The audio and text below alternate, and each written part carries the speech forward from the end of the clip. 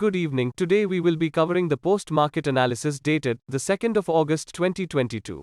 Indian benchmark indices ended on flat note in the highly volatile session today, with Nifty up by 5.4 points at 17,345.45.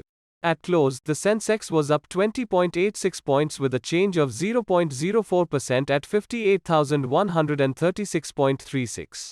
On the stock-specific front, we have IndusInd Bank, Asian Paints, and NTPC were among the top Nifty gainers. On the sectoral front, PSU Bank and power indices rose 2% each. While the center has eased imported coal blending norms for domestic coal-based power projects, asking state-run and private plants to decide on their own. On the flip side, we have UPL, Hero MotoCorp, and SBI Life Insurance as major laggards. UPL shares slumped more than 3.62% as CLSA lowered its earnings estimates and reduced its target on the fertilizer stock. Meanwhile, Hero MotoCorp has reported negative sales for July. Talking about the recent developments in the corporate segment, we have India's largest gas distributor GAIL India Limited has started gas rationing, cutting supplies to fertilizer and industrial clients after imports were hit under its deal with the former unit of Russian energy giant Gazprom.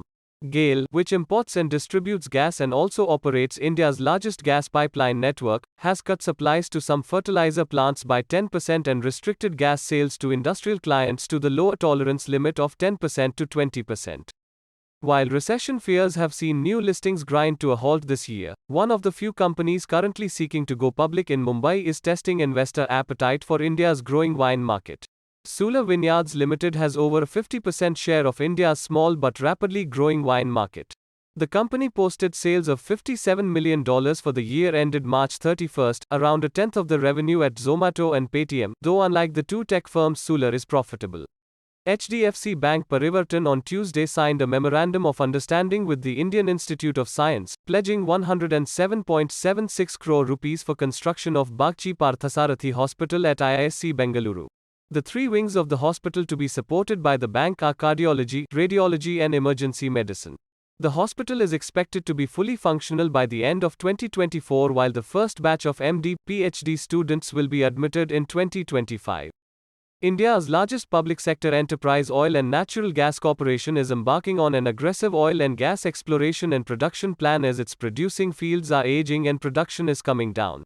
ONGC is planning to invest 31,000 crore rupees in the next 3 years in exploration. This will help the company achieve its acreage acquisition program to bring around 500,000 square km under active exploration by 2025. You can contact us from the details mentioned on the screen via missed call, WhatsApp or email. Thank you for being patient and listening the video to the end. Please do like, share and subscribe the channel to know the latest updates in the market. That's all for today. See you tomorrow.